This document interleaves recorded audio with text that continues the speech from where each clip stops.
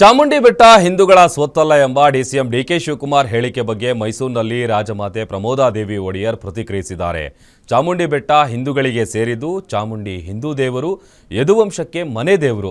ಚಾಮುಂಡಿ ದೇವಿ ಯದುವಂಶಕ್ಕೆ ಧಾರ್ಮಿಕ ತಾಯಿ ಇದ್ದಂತೆ ಅಂತ ಸ್ಪಷ್ಟಪಡಿಸಿದ್ದಾರೆ. ದೇವಸ್ಥಾನದಲ್ಲಿ ಹಿಂದೂ ಧಾರ್ಮಿಕ ವಿಧಿವಿಧಾನದಂತೆ ಪೂಜೆ ನಡೆಯುತ್ತೆ. ರಾಜಕಾರಣಿಗಳು ಏನು ಬೇಕಾದರೂ ಹೇಳಿ, ಕರೆಯುವವರು ಏನಾದರೂ ಕರೀಲಿ, ಅವರು ಹೇಳಿದಂತೆ ಆಗಲ್ಲ ಅಂತ ಡಿಕೆ ಶಿವಕುಮಾರ್ಗೆ ತಿರುಗೇಟನ್ನು ನೀಡಿದ್ದಾರೆ.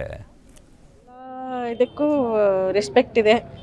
ಆ ದೇವಸ್ಥಾನದಲ್ಲಿ ಕೂಡ ಹಿಂದಿಂದನೂ ಮುಂದೇನೂ ಯಾರಿಗೂ ಯಾವ ಅಡೆತಡೆ ಏನಿಲ್ಲ. ಆದರೆ ದೇವಸ್ಥಾನ ಮಾತ್ರ ಹಿಂದೂ ಧಾರ್ಮಿಕ ಸಂಸ್ಕೃತಿ, ಹಿಂದೂ ಧಾರ್ಮಿಕ ಆಚರಣೆಯ ಮುಖಾಂತರನೇ ದೇವಸ್ಥಾನದಲ್ಲಿ ಪೂಜೆ ಪುನಸ್ಕಾರ ಎಲ್ಲ ನಡೆಯೋದು ಅದೇ ಇದರ ಮೇಲೆ. ಅದರಿಂದ ನಾವು ಅದು ಹಿಂದೂ ದೇವಸ್ಥಾನ ಅಂತ ನಾವು ಪ್ರತಿಪಾದಿಸ್ಕೊತೀವಿ. ಅದು ಬೇರೆಯವರು ಯಾರೇನು ಹೇಳಿದ್ರು ನಾನು ಬಾಕಿ ಏನೂ ಇಲ್ಲಿ ಹೇಳೋಕ್ಕೆ ಬೇಕಾಗಿಲ್ಲ. ಯಾಕೆ ನಾನು ಪತ್ರದ ಮೂಲಕ ಎಲ್ಲನೂ ತಿಳಿಸಿದ್ದೀನಿ. ನಮ್ಮ ದೇವಸ್ಥಾನವನ್ನು ಇನ್ನೊಬ್ಬರ ದೇವಸ್ಥಾನ